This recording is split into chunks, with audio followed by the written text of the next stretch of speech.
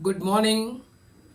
Today, 9th January 2025, Thursday, Wisdom of Word of God morning ડિવોશનમાં આપ સર્વનો ફરી આવકાર કરવામાં આવે છે અને પ્રેમી સલામ પાઠવવામાં આવે છે. આજે સવારે આપણે નીતિવચનોના પુસ્તકમાંથી એનો 12મો અધ્યાય અને એની 9મી કલમ પર ડિવોશન કરવા માગીએ છીએ. પ્રોવર્બ્સ ચેપ્ટર 12 વર્સ 9 અને પ્રભુનું વચન આપણને આ પ્રમાણે કહે છે, જેને અન્નના સાંસા હોય છતાં પોતે પોતાને માનવંત માનતો હોય તેના કરતાં જે હલકો ગણાતો હોય પણ તેને ચાકર હોય તો તે શ્રેષ્ઠ છે. ESV બાઇબલ પ્રમાણે better to be lowly and have a servant than to play the great man and lack bread. અને આ પ્રભુનું વચન છે. અને આજે સવારે જે આપણે ખાસ ડિવોશન જોવા માંગીએ છીએ ને અત્યારે આપણે ખાસ જે સુલેમાનના જે નીતિવચનોનું ફર્સ્ટ કલેક્શનમાંથી જોઈ રહ્યા છે. આજે નીતિવચનોનું પુસ્તક છે how to live relationship with God. કેવી રીતે આપણે ઈશ્વરના સંબંધમાં એ જીવી શકીએ અથવા જીવન જીવવું જોઈએ, લાઈફસ્ટાઈલ સંબંધી એ શિક્ષણ આપે છે. અને એમાં જે સુલેમાનના નીતિવચનો છે એમાં કમ્પેરિઝન એકબીજાની સાથે કરવામાં આવે છે અને પેરેલલ સેઇંગ્સ જોવા મળે છે પોઈન્ટના પ્રમાણમાં, પોઈન્ટના સ્વરૂપમાં. અને એમાં એ ઘણીવાર ઓપોઝિટ બાબતો એ જોવા મળે છે અને એ દ્વારા ઈશ્વર એ શિક્ષણ આપે છે. આખરે જે વિઝડમ છે એ ઈશ્વર એના પોતે એ વિઝડમ છે. અને એટલે આપણે નીતિવચન 8માં અગાઉ જોયું હતું કે સૌથી પ્રથમ આ પૃથ્વીમાં જો કોઈક બાબત ઉત્પન્ન થઈ હોય તો એ શું છે? તો એ જ્ઞાન છે. કારણ કે જ્ઞાન વડે જ ઈશ્વરે આ બધું ઉત્પન્ન કર્યું. અને એ જ્ઞાન કોણ છે? તો કહે છે કે એ જ્ઞાન Jesus Christ, the wisdom of God, એ દેવનું જ્ઞાન એ ઈસુ ખ્રિસ્ત છે. અને ઈસુ ખ્રિસ્ત એ તમારા અને મારા માટે આ પૃથ્વી પર જ્ઞાની વ્યક્તિ તરીકેનો એક ઉત્તમ નમૂનો એ પૂરો પાડે છે. અને આજે સવારે એમાં ખાસ કરીને એ જે મોરલ બાબત, એ કેરેક્ટરિસ્ટિક, એ જ્ઞાની માણસનું એ આ પૃથ્વી પર જીવન હોવું કેવું જોઈએ એ સંબંધી આજે સવારે આપણને શિક્ષણ જોવા મળે છે. અને ત્યાં લખવામાં આવ્યું છે બે પ્રકારના માણસોની એ સરખામણી કરો, કમ્પેરિઝન ગણો કે પછી વિરોધાભાસી બાબતો એ આપણને જોવા મળે છે. અને એમાં પહેલી બાબત એ હંબલ. હંબલ એટલે કે જે હલકો ગણાતો હોય, હંબલ પોતાની જાતને નમ્ર એ ગણતો હોય પણ તેને ચાકર હોય તે શ્રેષ્ઠ છે. Better to be lowly and have a servant. અહીંયા ગુજરાતીમાં એવું લખ્યું છે કે એમની પાસે સર્વન્ટ હોય, પણ જો વધારે ઊંડાણથી આપણે બાઇબલનો અભ્યાસ કરીએ તો જે હલકો ગણાતો માણસ જે છે, જેને ચાકર હોય, અને એ માણસ એ એવો માણસ કે પોતાની જાતને એ નમ્ર તો ગણતો હોય પણ પોતાની જાતને સેવક માનતો હોય, ચાકર માનતો હોય. અને એટલા માટે એ ચાકર તરીકે એ પોતાની જાતને એ હંમેશા નમ્ર બનાવે છે. એ ચાકર જેવું જીવન જીવે છે, સર્વન્ટ જેવું જીવન જીવે છે અને પોતાની જાતને હંમેશા એ નમાવે છે. બીજાના હિત ઉપર એ લક્ષ નાખનારો વ્યક્તિ છે.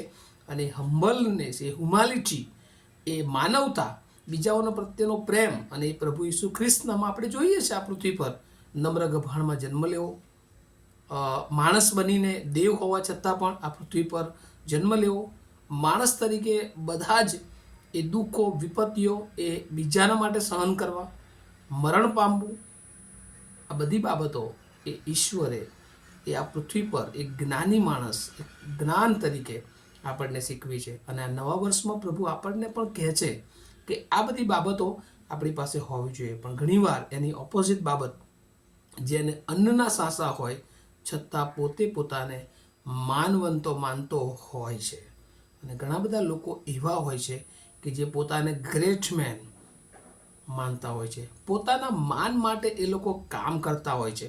જે અહીંયા લખવામાં આવ્યું છે, જે શબ્દ માનવંત, અને જે હિબ્રુમાં એના માટે જે શબ્દ વાપરવામાં આવ્યો છે ને, તો કાબેડ.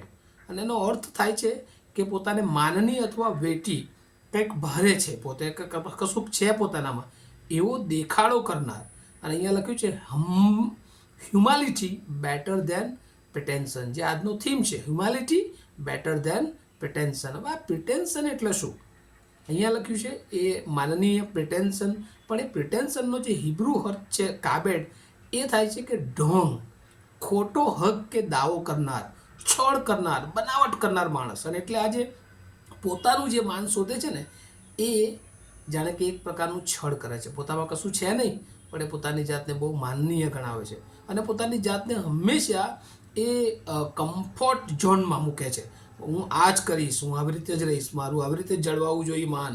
અને એ બધી બાબતો જે લોકો પોતાનું માન શોધે છે એ હંમેશા ઈશ્વરને એ ગમતા નથી. અને એના કરતાં ઈશ્વર એ કહે છે કે જે નમ્ર છે, જેની પાસે કદાચ તકલીફો છે, તો પૂરતું ખોરાક બી નથી, પણ જે પોતાની જાતને નમ્ર બનાવે છે, એ પોતે સેવકની જેવું જીવન જીવે છે, નમ્ર જીવન જીવે છે, એને પ્રભુ એ આશીર્વાદ આપે છે. અને એ જ્ઞાનની ઓળખ એ પ્રભુ આજે સવારે તમને મને આપવામાં આવે છે. ગુજરાતીમાં એક કહેવત છે કે અધૂરો ઘણો છલકાય ઘણો.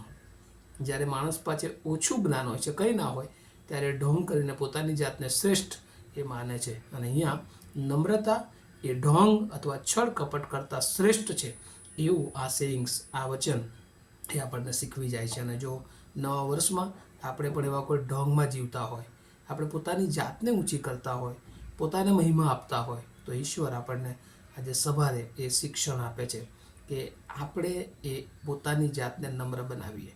માણસ એ તો કોણ કે દેવ એની મુલાકાત લે.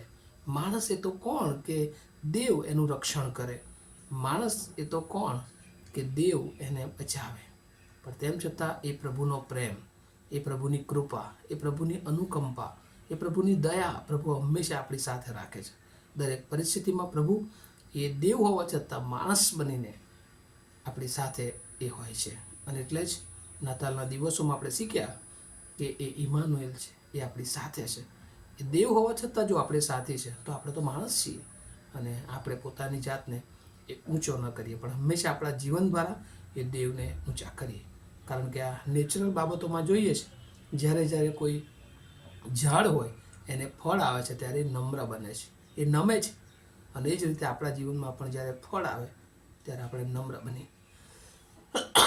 આપણે નમ્રતા આપણા જીવનમાં હોય કે જેથી કરીને ઈશ્વર આપણા દ્વારા ઘણા ફળ આપી શકે. આજે સવારે પ્રભુ આપણું જીવન એવું જીવન જોવા ચાહે છે કે આપણે પોતાની જાતને નમ્ર બનાવીએ અને આપણે પોતે પ્રભુના બાળકો તરીકે પ્રભુની અધીનતામાં જીવન જીવીએ. આવું આપણે પ્રાર્થના કરીએ. અમારા જીવંત અને દયાળુ પ્રભુ, આજે સવારે તમારો બહુ આભાર માનીએ છીએ. ઘણી બધી વાર પ્રભુ અમે અમારું માન શોધીએ છીએ, ઘણી વાર પ્રભુ અમે અમારું કમ્ફર્ટ ઝોન શોધીએ છીએ, અમે સ્વાર્થી બની જઈએ છીએ. પણ આજે સવારે પ્રભુ તમે જે શ્રેષ્ઠતા છે, જે જ્ઞાની માણસની ઓળખ છે, અને એ તો નમ્રતામાં છે, બીજાઓને માટે જીવવામાં છે, બીજાઓને મદદ કરવામાં છે, પોતાની જાતને એ નમાવવામાં છે. ત્યારે પ્રભુ એ બાબત અમારા જીવનમાં પણ એ ગ્રહણ કરવાને માટે તમારી કૃપા આપજો. જેવો વચન સાંભળ્યું છે બધાના માટે આજનું વચન ખૂબ જ આશીર્વાદિત રહે એવી પ્રાર્થના ઈસુ પ્રભુના નામમાં સાંભળો અને તેનો સ્વીકાર કરો. Amen. Have a nice day to all of you. Thank you.